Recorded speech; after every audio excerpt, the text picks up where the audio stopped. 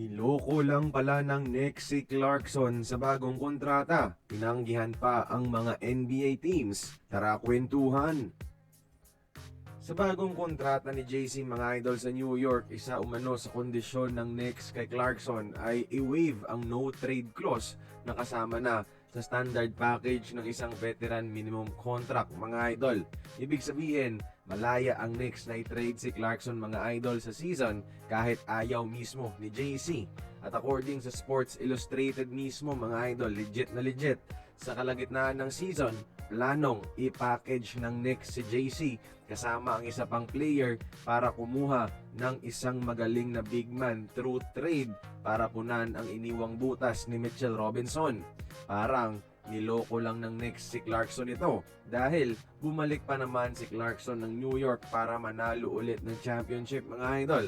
Pero by having him waive the no trade clause na karapatan ng mga veterano, ang lumalabas ngayon parang pinirmahan lang siya ng New York para gawing trade asset sa gitna ng season mga idol.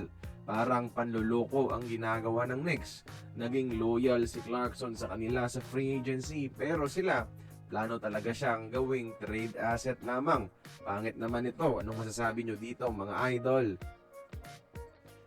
Samantala, ilang NBA teams din pala ang tinanggihan ng isa nating kababayan sa NBA, mga idol, para bumalik lamang ng Pilipinas. Tinutukoy ko dito si Coach Jimmy Alabag, head coach ng NLEX ngayon at former assistant coach ng Sacramento Kings. After ng stint niya sa Sacramento, sinabi mismo ni Alabag merong 7 hanggang 8 NBA teams na kumausap sa kanya para kunin siya bilang isang player development coach, mga idol.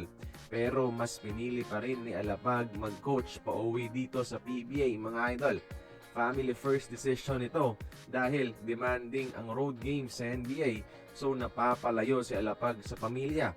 Kaya nang offeran siya ni MVP na mag-coach sa NLEX, payag kagad siya. Tiyak mga idol, tinapatan niya ni Boss MVP yung sahod ni Alapag sa NBA.